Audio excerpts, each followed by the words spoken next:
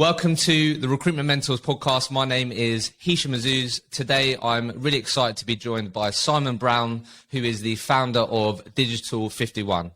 Digital 51 are a startup consultancy specializing within product, design, and development. Simon has worked within the industry since 2004. Within that time, he's worked for multiple brands from Reed, Morgan Hunt, Cooper Lomas, and Digital Gurus. He has always managed to progress his recruitment career within these brands, and in his last 3 positions before he started Digital 51, he was in a director position and sat on the board. However, in March 2021, Simon thought it was time to go on his own recruitment entrepreneurial journey, so he launched Digital 51 with his co-founders with one clear mission, which I think is really unique and great about this when I spoke to Simon. So that clear mission is for the business to be employee-owned and for Simon to give away the business in its 11th year to all of the people that have helped it become a success. So that's by 2032. There's no small print. There's no catches. You can see it on their website. Simon is committed to making this happen. So right now, they're in their first year of business. They currently have 6 people in the company.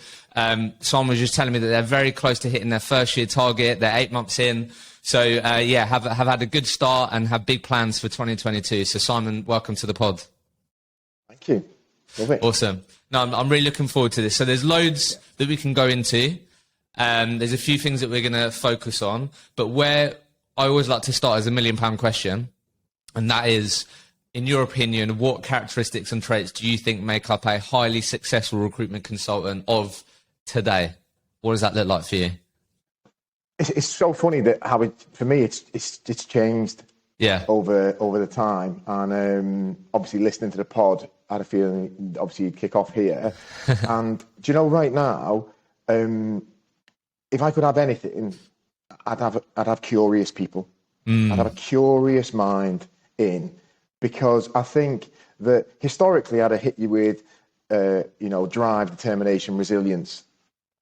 But I think that it's gone past that for me, in terms of, I think you really need to have that curiosity of what's happening within business, what's happening within people, what's happening within the wider economy digitally for us. And therefore, like, top thing right now is curious. The other reason is most people aren't looking for that. So therefore, if you look for that, you find people who stand out. So people who are curious in that way, I think that you definitely have to have a passion, and you have to have a passion for what you're doing and why you're doing it. And your reason can be completely different, and it should be.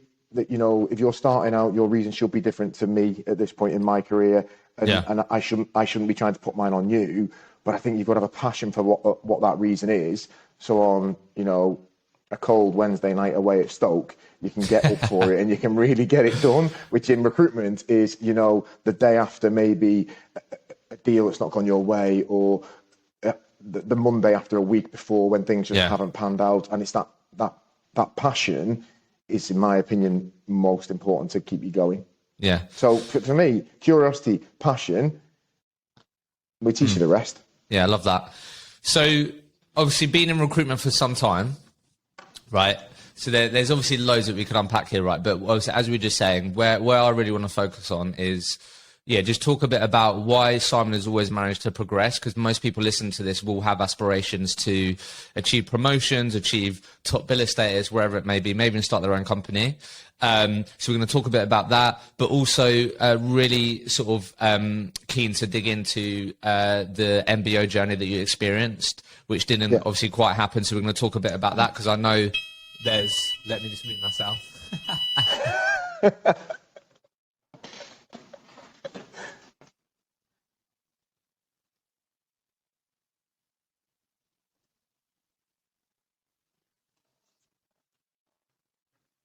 Sorry about that.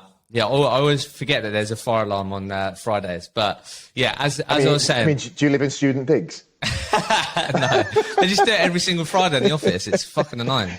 So, no, what I was saying was, I want to talk about the MBO piece, just because I'm speaking to a lot of young aspirational leaders in companies right now, and that really seems to be the most common carrot that they're getting, is like, Simon, you're an associate director, you're a director, and we want to sell the company, or we want it to achieve this. So yeah, keen to dig that into with you.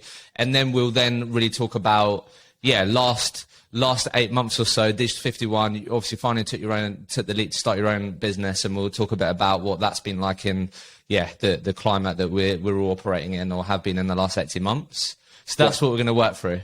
All right. Lovely. So let's start with then, like, when I say to you, like, why was Simon Brown able to get the promotions, get the director position, get at the board seat? Like, why was you able to? I know obviously it was from Reed you then managed to sort of achieve that. Why was you able to get those? Because as we know, right, recruitment is competitive externally, but it's also bloody competitive internally. So like, why do you think, what comes to mind when I say, why do you think you was able to get those promotion opportunities maybe over the people sitting next to you that were trying to go for those as well?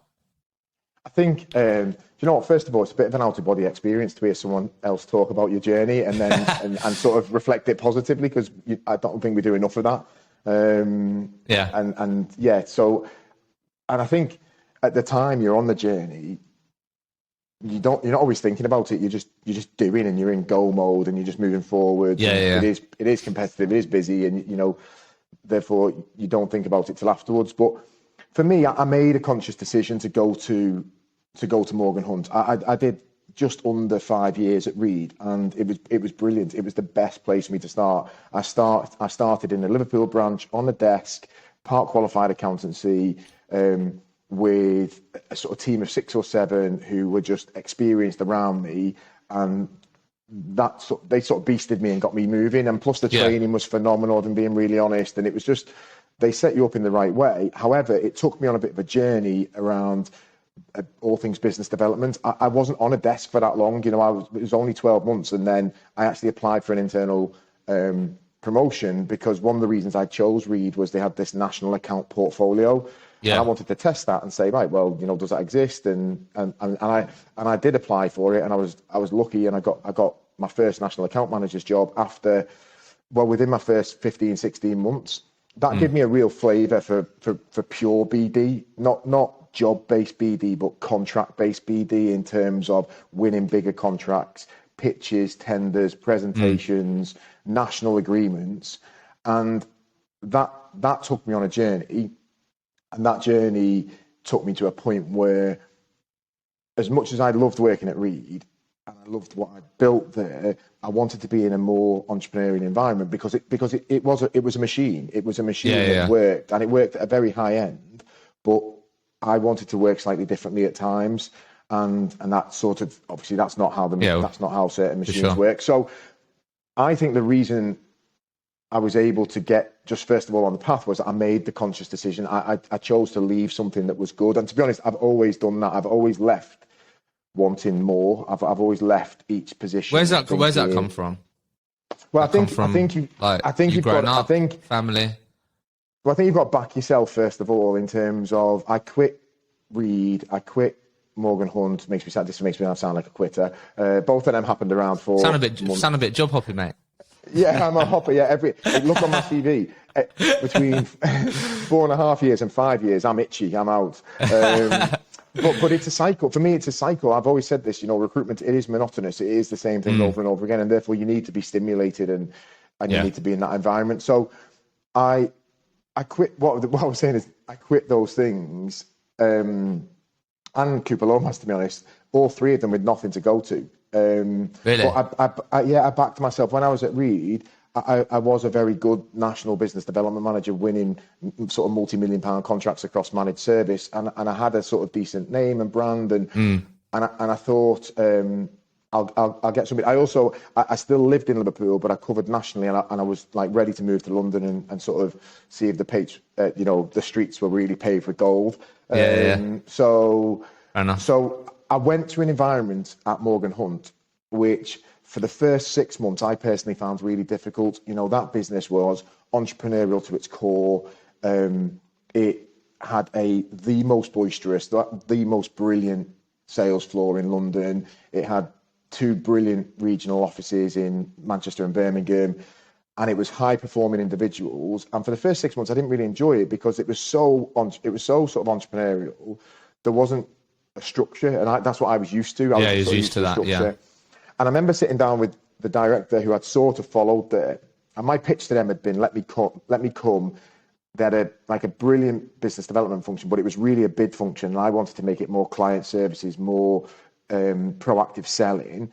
Yeah. And after 6 months, I just wasn't sure. I sat down with the director and I said to her, I just don't think this is for me. I don't think I'm enjoying it here. I don't think it needs someone like me. And she said to me, we need someone like you, but not just for what you can bring from a BD perspective, but we need someone who's going to like shake the tree and unsettle things, because it was going well, but it was contingent recruitment going well. Right. They had a couple of bigger contracts, but really it was a contingent machine, and it really was a machine. So I just thought, look, I'd moved house, I'd left Liverpool, I'd gone to London, I'd put everything on the line, really. So I wasn't going to just quit again. Yeah, you committed. So I thought, I thought, fuck it, I'm going to give it a go and let's see what happens. So I just went on like a 3-month mission that I set myself, and at the end of 3 months, I won. They had this brilliant quarterly awards ceremony where like high achievement was really acknowledged, and I won the award as the best newcomer at the end of it, and that was it. Oh, really. I was in, and I was really. That was turning point. In terms of people were responding. It was still difficult, getting them to take me on meetings, getting them to log stuff on the system so that I could see it. Seeing some of the rates that were being charged and thinking, oh my God, it's easy for me to sell a contract against this and wipe every other supplier out because we're charging so much that, we can undercut ourselves, but that's a bold decision. So it was difficult, but I was also starting to get buy-in. Okay. And that buy-in went on for, two or so years. Then there was a change at the top. MD left, and that was a really critical time for me. One MD left. New MD came in, and the mindset I'd always had was the risk I'd had by going down a BD only route, not running a sales team, not being on a desk, not having a billing line. I was always told I'd never be able to get to a board seat because you've got to have a revenue line, you've got to have a team. New MD came in. She was from within the business, so it was like a step up. So she knew the machine, she knew me, and she said to me, "I can get you to board without taking a sales team because I believe in you."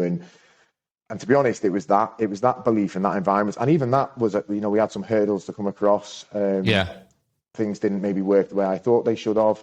I've got a bit of a temperament. I threw my toys out the pram on numerous occasions. And she was the right foil. So I think the reason I talk about that story so long is it all started there, to be honest. It all started there, Yeah, Reed was where I learned recruitment, and I knew that I could sell. I've been selling for a long time. I've been selling since I was like 14. So I knew I could sell.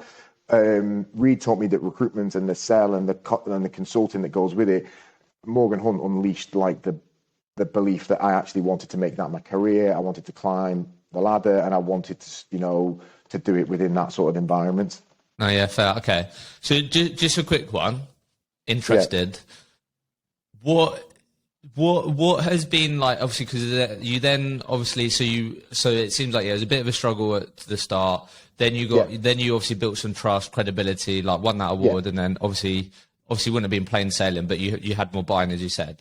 Then obviously Cooper Lomaz, you went in at a senior level. Then Digital Gurus, you went in at a senior level. So my question is, I think sometimes a lot of people listen to this who are like senior can be quite worried about going into a recruitment environment at sort of a leadership position or in a senior position. So what's your advice for people who may want, like you said, feel like they need to be stimulated, need a new challenge, but don't want to end up in an environment where they may end up being a leader who people don't like, or they don't get, I don't know, what's your advice to them? People don't go into a new company and just are like a dickhead of a leader, to put it another way, basically. Do you know what I mean? New guy comes in trying to implement his own way of doing things. Because you've done that a few times now, what's the approach? Yeah.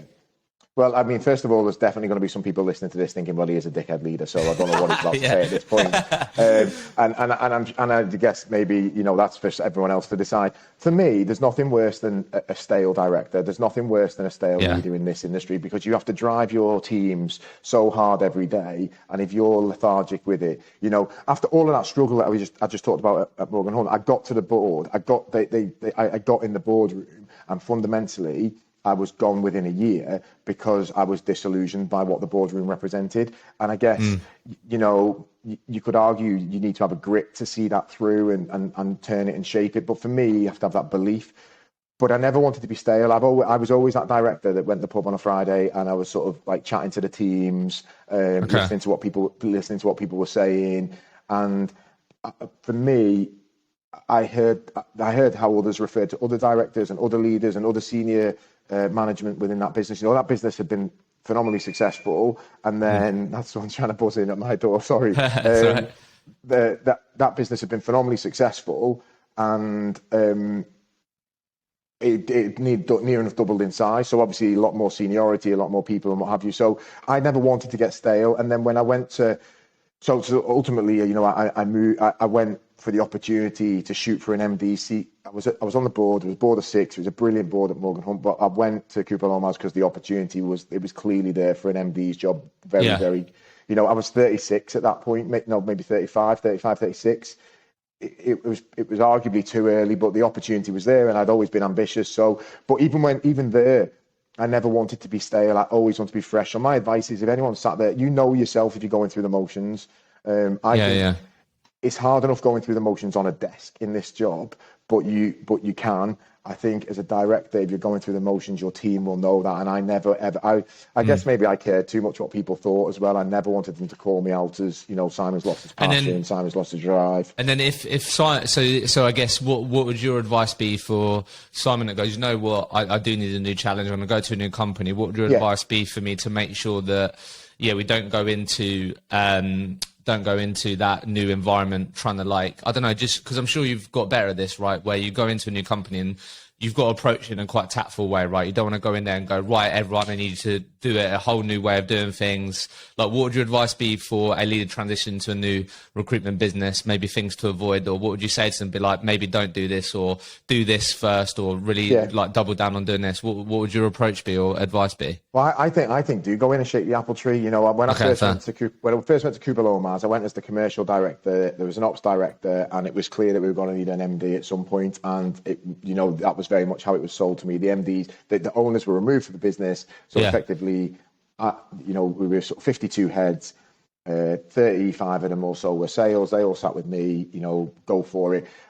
My old MD had then said to me, "Don't do anything for 100 days. Just like sit and watch and let it." And then for 100 days, interesting. And there's really good advice. Sit there for 100 days. Do 3 management meetings. Do 3 board meetings. See how it's essentially a quarter. I lasted. Get the lay of the land, see where we're at, and then I lasted 3 days. I didn't make it 3 months. I didn't make 100. I probably lasted 100 hours. There was a management meeting that I was due to shadow with on about day 4 or so. You got involved, and it just wasn't me. Yeah, I did. And I think that someone once told me. Someone once said to me when they'd hired me, "Well, I guess if things were perfect, we wouldn't be hiring." And I've always had a problem with this. I've never liked this thing. They said, if things were good, we probably wouldn't have hired you because we don't need someone, you're going to come in and shake it up and change it. And I think that's part of it. I think we should move when we're at our best. So my advice to whether it be someone who's looking to hire us, is thinking about a senior person, or whether it be about a senior person looking to move at your best. Because that's when you're full of confidence. That's when you're full of juice. That's when you're full of let's go. So I went into Cooper Lomas and thought that, I could take on the world. Now, arguably, maybe that bravado and that belief system played against me. But that company had been through a challenging period and it needed someone to grab it by the scruff of the neck. You've got to take the people with you. There's no doubt about it. But it depends on your personality. If you have the patience to sit and watch for 3 months, I reckon you'd probably have the longevity to get past me. However, I just was super competitive, super determined and super just keen to get stuck in. I didn't have the patience for hanging around for 100 days because there was sort of things to achieve. Yeah, fair enough. So my advice, I guess, is go when you're good, and also be you, be whatever it is yourself, you are. If you're patient, if you're patient, be patient. If you're eager, be eager. Yeah, sure. So let's talk about, before we get onto Digital 51, then let's talk about, as you sort of framed up quite nicely, join Cooper Lomas, and as you said, like there was a real genuine opportunity there to become the MD. Yeah. And I'm assuming part of the drive for you was, wow, this is actually a business that I could end up part owning or having shares in, etc. Right? Is that fair? Well, that's to be fair to the owners. That's why they took me there. So they told you that from the very beginning. They came for me twice, and the first time when I was at maybe a couple of years at Morgan Hunt, and I was that leadership change was happening at that point, and I was happy and things were going well, and I wanted to stay, but I'd been impressed by what they'd done with a regional business, and also they were clear they wanted someone to lead an MBO, and the existing leadership team, wasn't really set up that way. So when they came back again, I was in a different point in my career, and they were at the point where, right, come in. If you're good enough, you'll be the MD, and then the plan is within 5 years, we'll sell the business to you and the leadership team, and you'll take it on. So to be fair, they set it up in that way. That was actually the intention. Okay. Yeah. And that was, that was very much, again, people thought I was nuts. I left London to move to East Anglia, to run a regional business, which was, 50% engineering, manufacturing. It wasn't where my background was. But the opportunity, one, it was a fantastic business in my opinion, and two, the opportunity to buy it and be MD was there. It was genuine, like they told you about from day one. So could you just start then? Could you just describe, like, so you mentioned there, so could you describe for people listening what the sort of deal, like what the opportunity was, like, if we just break it down simply. So what did they say to you then? It was like, Simon, if you sort of basically do these sort of things well, what you'll be able to do is basically buy us out, and then you and the rest of the leadership team will be able to carry on with it. Like, what did the actual potential opportunity actually look like, to spell it out? Yeah, it didn't really pan out in that way. And to be honest, we had to go through a major bump. So essentially we did 2 years, and by the end of the first year, I'd pitched to be MD, and I'd been awarded that opportunity, and we were reshaping the business based on that. And then at the end of the second year, it was clear financial performance was good. However, the underlying value set of the business had changed. It'd been privately owned for so long. However, it had been through a series of MDs and a few shakes and shake-ups along the way, and some bumps, and for a whole host of reasons, all the things that you see in recruitment of businesses, that it's a 30-year-old business at the end of the day. So my belief was, right, we hadn't really spoke about it from when I first went in. It was come in, get settled, get it really growing, because it started to stagnate. Two of the previous leadership team had set up rival businesses, and they were actually being really successful, and there was a lot of poaching and stuff going on. So settle all that down, and then let's get on a journey. And it was probably about halfway through, about 2.5 years, and this is really what happened. So we used to have a board meeting, and I managed the board meeting, so I managed the agenda and all that went with it. And I'd had a feeling for a while that we couldn't get on the journey to an MBO without fundamentally changing the underlying shape of the business, ripping it right down to its value set, rebranding it, redefining the values, and that they had to be mine. They couldn't be a group. They couldn't be a collective. They couldn't be me and the owners going on a journey. They had to really, if I was going to drive it to that point, then I had to drive it that way. So how many owners were there? There's two. There's two owners. Two owners. As I say, established a fantastic business, and to be fair, gave me complete autonomy, stepped away, and what have you, and let me run their business. And then we had board meeting. So, it's probably one of my proudest moments, but also one of the most challenging. I set a board meeting and didn't tell them that I was going to turn up at the board meeting and proposition to buy the business.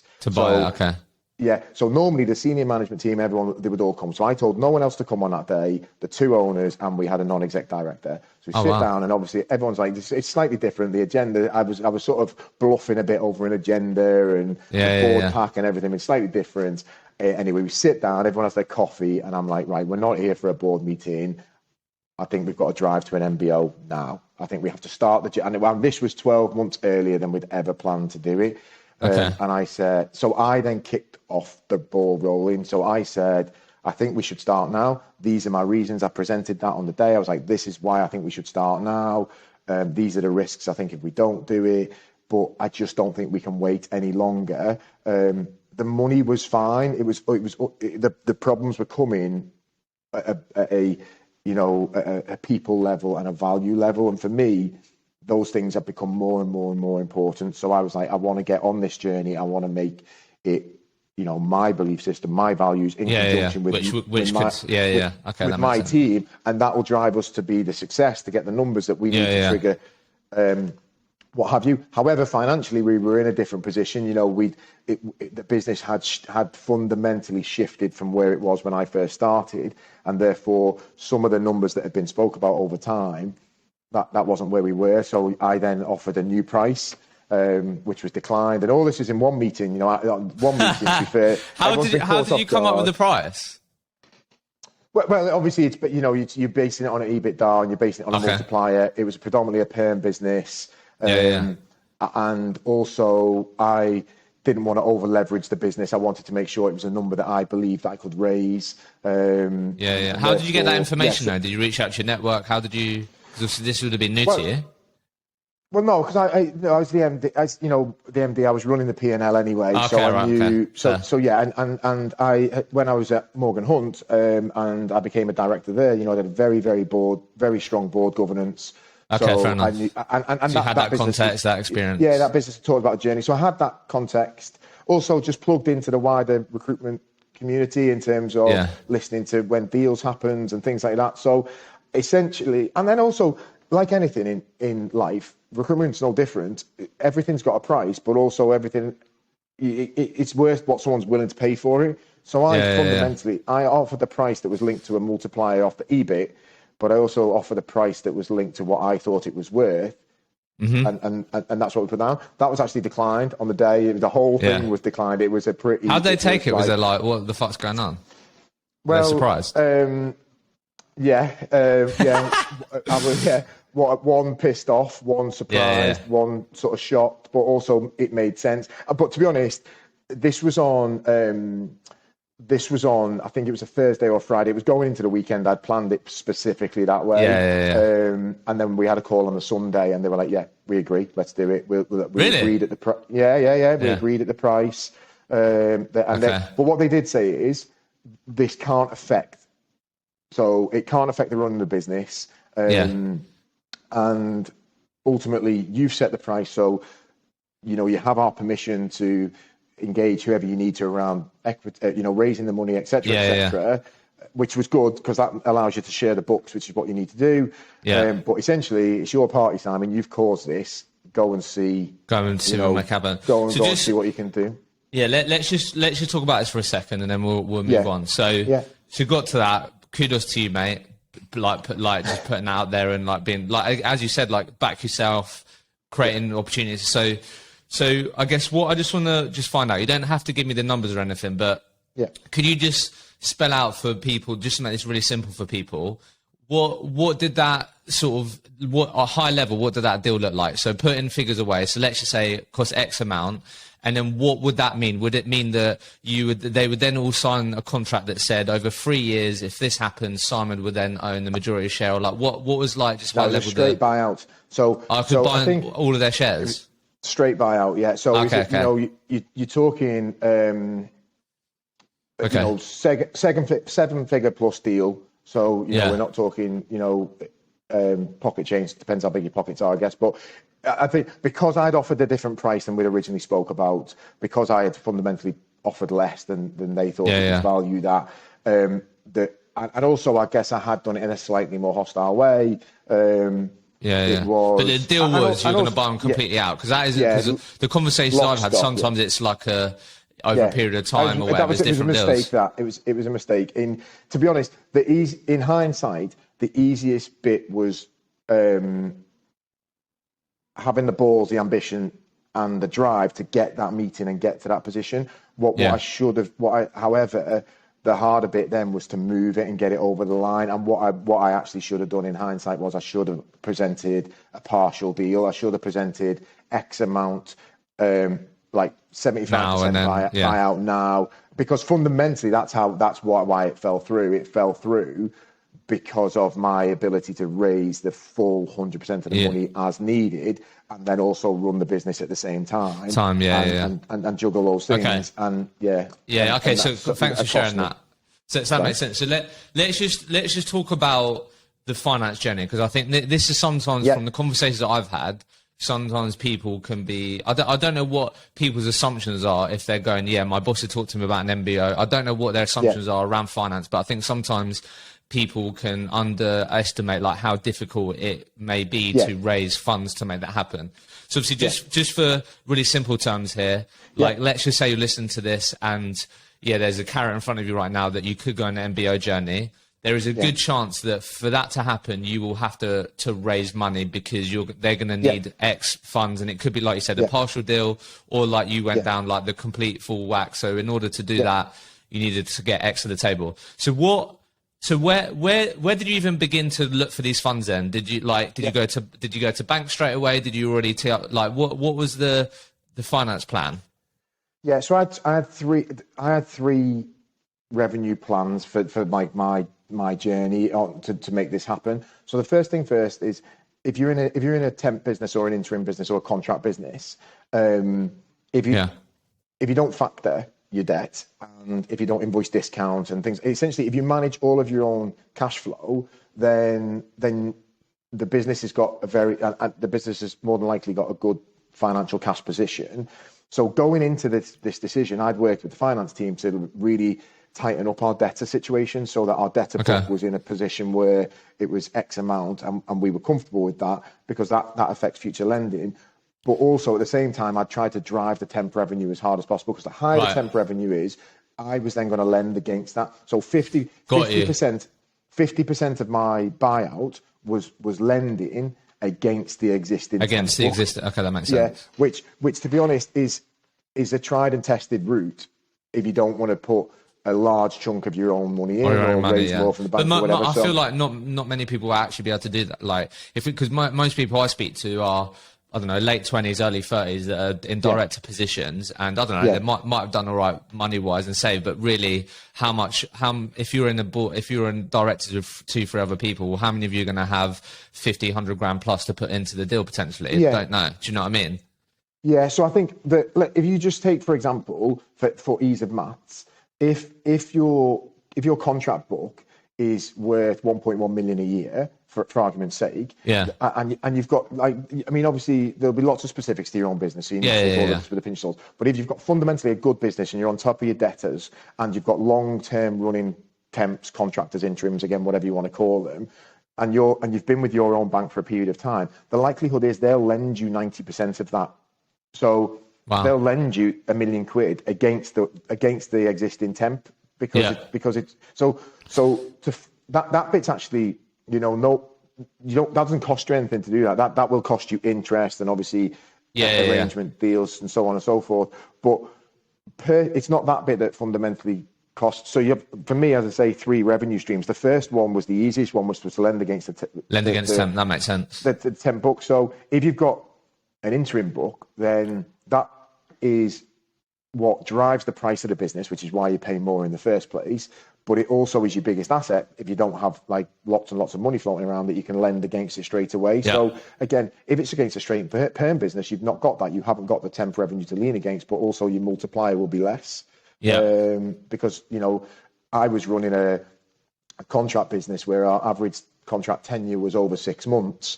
So long-standing that revenue that your bank can see. So first of all, you got that. To do that, you can either go to your existing bank for that, or you can go to a whole host of people and they'll lend against you. So I had that conversation, and then it sounds really simplistic and stupid. I went to our bank. So every business has a bank, obviously, who they're with. So with the agreement again of the owners, I said I need to have a conversation with our bank. I obviously had a relationship with them anyway, as the MD, although the FD ran everything. But I went to see them and essentially said, this deal is now on the table. I want you to lend me the other half. Essentially, that's what I went in with. And then at the same time as doing that, I reached out to a broker. So like the most terrifying meeting I ever went to is I went to a meeting in Paternoster Square, real high-end brokerage, organisation that specifically looked at mergers and acquisitions for recruitment businesses. They brought along their lawyers. I turned up on my own with a notepad and a pen and like some scribbles of what I was doing. And I had like my printouts of my Excel sheets and all this. I had like my board pack. And these like guys would literally sat around a table. But to be fair, they were brilliant. I got loads of advice from that. And that was my third revenue choice. So yeah. So what would they do? They would gather all the information and then look to get lenders, buyers. Yeah, so they would, they would give you a whole host of options. Now, I ultimately decided not to go down that route because, as brilliant as they were, and to be honest, I had 2 sessions with that group of individuals, which taught me more. My regret was I should have done that before I even got to the point where I pitched the deal. So those listening, maybe go look at that route if there's an MBO 100%. In front of you. You've got to be careful in terms of, the benefit of doing it the way I did meant that I had the blessing of the people who's fundamentally, it was, even as the MD, you might think it's your business. It's not. It's whoever's name is officially, on that door. And they gave me the blessing to share that information. So, you shouldn't share that information if you've not got the blessing to do so. But I did have, which was the benefit. However, those 2 meetings made me realize I didn't want to do it in that way because I wanted to know, and this again, in hindsight, was a mistake, that I wanted to know exactly where the money was coming from, and I wasn't really interested in angel investors and VC and private equity and all those bits and pieces. Why was you protective of that? What was you worried about? Do you know what? Probably a bit of inexperience first and foremost. Fair. Were you a bit worried about taking other people's money, maybe? Fear of the unknown. Yeah, and I guess part of my personal driver was control and ownership of the situation, and what I thought is if I ended up with another owner in there who, equity or whatever, and they own 30% to get the deal over the line, is that really any better than where I am? And again, what I should have done at that point, it should have rescoped my conversation around, a stage buyout. So because I decided not to go down that route, I essentially got 75% of the money agreed in place. From like the temp book and the bank. However, the bank wouldn't give me the full amount that I asked for. So at that point, you then go to your own personal resources and you're like, right, am I putting my house on the line? Am I doing this? Am I doing that? And I'd made the decision going in that I was willing. I think if you're going for a multi-million pound deal, if you're going for a deal that's over £1 million or so, you have to acknowledge that you're going to need to have some money.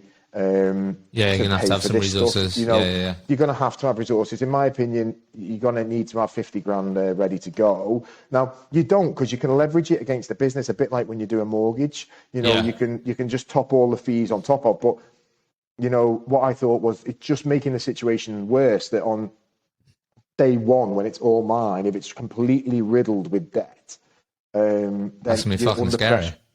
Well, you're under pressure from day one. And the reason I wanted to go down the route that I was I guess there was a slight disagreement around how much profit needed to be made by a business. And therefore, that was sort of niggling me all the time, that the push for finance is what, in my opinion, makes recruitment turn so many people away, because it becomes too money driven.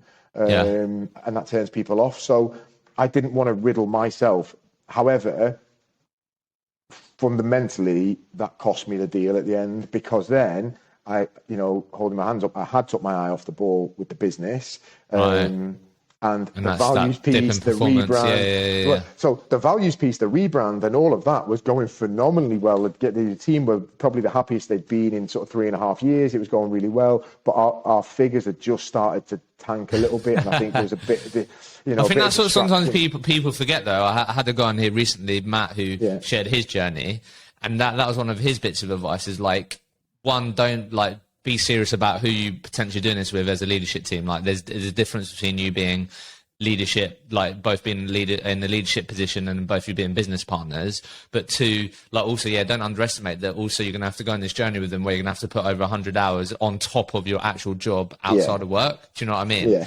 So I think, because you're still employed, you still got a number, you still got to drive that performance. So I guess, to tie this together then, thank you so much for being super honest on all that. So I guess just final thing, and then we'll go into Digital 51. What, for people listening then, And I know there's nuances here, but for people listening, if we're sat down the pub and I'm going, look, Simon, really interesting story that you went on, didn't quite work out. Right now, me and my leadership team, there's a couple of us and an MBO's on the table. Like our owners have said, like they want to carry on they want to take a step back. They see us as the future leaders. That's a serious offer on the table. Like what advice would you give those people to go, right, maybe think about finding this out from them. This is maybe what I would do differently. What would you say to those people that generally have an MBO carrot in front of them, knowing what you know now? I think first things first is you need to make sure it's genuine. Because sometimes it is a carrot. Do they really want to sell? And again, I regret where we ended up, that I wasn't able to get that deal over the line. However, I think when push came to shove at the end, if both parties had wanted it, it was clear that there was an alternative deal available where we could have just phased the final part over a certain period. And therefore, I always was slightly disgruntled, thinking, well, maybe they didn't really, really want that deal. Now, that turns out not to be true, because they've just completed an MBO 2 years later, so they clearly did. So the first things first is make sure it's all genuine. Parties, it really is genuine, and test that in terms of asking for things that they need to look at to start the process, all that. The first thing is you've got to have open book. Yeah, got to be open. That's what the guy said recently. If you don't have the full corporation, it's a non-starter. And I think it also tells you if there's not that full cooperation, open book around where we're at, what's going on, finances. Well, certainly around possibly the money that they're taking, or possibly what you need to talk to the bank. I was really lucky; I had that complete transparency. So I think getting that open book, get some advice. Whilst those 2 meetings that I had with real professionals taught me a lot. Probably one of the reasons I didn't go down that route was not just the VC, but it was also the extra fees that were involved in using these people. And in hindsight, I didn't have the experience to do the deal. I didn't have it, and therefore, ultimately, that cost me. So, although it might not have needed to be with them, there were so many other people out there who I probably could have reached out to, who could have got me that support. So, for me, if you've never done it before, it is. I don't care what anyone tells you. It is, every situation is unique, and it's very, very stressful. It sounds exciting, but it gets very detailed very, very quickly. You have to be really good with the numbers, which I was lucky I was. However, you've got to live and breathe that all the time. And to be honest, a slightly more wiser head around someone who'd been through it before would have got me over the line, because my passion, drive, determination, and risk level was there, but it was just being cute enough to understand the deal, and I wasn't cute enough to understand the deal. No, great advice. So let's talk about Digital 51 then. Yes. So talk to me about, before we finish here, last 10, 15 minutes, talk to me about where, so I think this ties into what you're about now, right? So talk to me just a bit about why are you so passionate about giving this business away in 11 years? And 2, what does that actually mean and look like for people listening to understand a bit about that, instead of it? I don't want people thinking it's like a nice brand strap line and what you're about, but talk to us about why it's important to you, and 2, how that actually works, how that's going to work. Yeah, well, I think sort of after, I went to Digital Gurus after where I was, and that was a private equity owned business, and these 2 things have shaped my mindset around how and why you should run a recruitment business. Fundamentally, I couldn't get the deal over the line at Cooper Lomas. I've got to accept responsibility for that. However, I did have niggles that I thought the deal could have been made easier. And then secondly, going to DG, which is a phenomenal business but part of a bigger group, I guess I got to see what it looks like when you run a business off a spreadsheet, and that wasn't really my bag either. So I decided if I was going to do it myself, then how would I be different than those 2 offerings? And I think I also wanted the hard stop. I would want to step out in 10 years' time. I want to step out in 10 years' time. I need that hard stop for me, that I can do something else and enjoy other things and what have you. So I need that hard stop for me. Why? As we go on that journey, we're at 6 people now. We'll be at 7 in a couple of weeks. Whatever that growth looks like, why should those people come here and run through walls for me if there's nothing in it for them? And I just think over time, everyone's beliefs and drivers change, and mine has not become about the bottom line money as much anymore. I just think that the last 18 months has had that impact on me around I just think so many businesses got screwed in COVID because they were run badly. I'm sorry to say that, but you know, we didn't have a long enough run. We didn't have a long enough run of our P&Ls to cover our own businesses for 6, 7, 8, 9 months. So everyone shit themselves, jumped onto furlough, got rid of their teams, so on and so forth. And that's because of the financial underpinning. Now, there's loads of broad strokes in there, and I'm sure there's loads of people sat there saying that's not what happened. But, you know, for me, I just didn't want to like stress that new business in that way. So therefore, if you take away the fact that I'm going to run it for 10 years so that I can make as much money as I can to, you know, go off to a sailboat in the Med, and you take that away and you're not doing it for that reason, then why are you doing it? And for me, I guess I've always wanted to be part of the team and to lead the team and to have that sort of shared goal. I guess fundamentally, this is going to sound like a line. Fundamentally, I believe that people are capable of anything. However, not everyone knows or believes that. So therefore, I want to show anyone who walks through this door that they can own this business, and they will own it as long as they are here in 10 years' time and they've been part of that journey and so on and so forth. So I never had that opportunity 15 you want to years create that for ago. other people. I want to create it for someone now, yeah. Well, and then how? I don't know if you like this is still would be. I don't know. Like, how would that actually work, or is that not decided yet, or is it? I think we'll start. You know, first of all, I'd be lying if I said it's completely down in black and white exactly what it's going to look like. But you've committed and you're. It's there. It's out there. It's like that's what I mean. There, it's there. So, but either that will still working out how that could work. Exist. Yeah. No, I think. Well, I've got a plan. What I'd like to do is I'd like to be by the end of our second year, so sort of really by the end of 2022, I'd like to be 5% employee owned already at that point. I'd like to have started the journey, to have started maybe start with an employee trust for 5% of the business, and get on the journey as quick as humanly possible. And then also that is the plan. The plan is to have 5% employee owned by the end of the second year to sort of really prove that we're serious about it. And then also to hold me to account to say, look, if you can't get to that point in the first 2 years, then like how on earth are you going to get there in the following 8? Yeah. Okay. So obviously you started this business with other people, right? Yeah.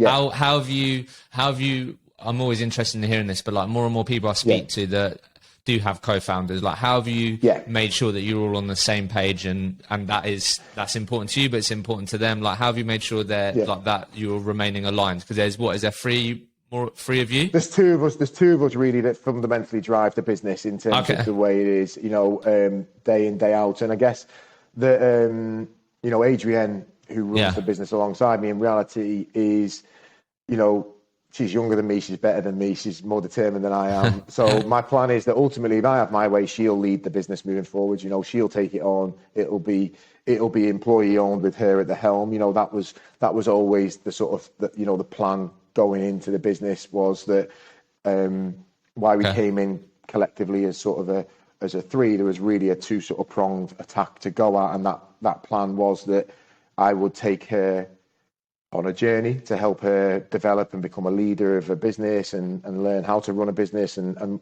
so on and so forth.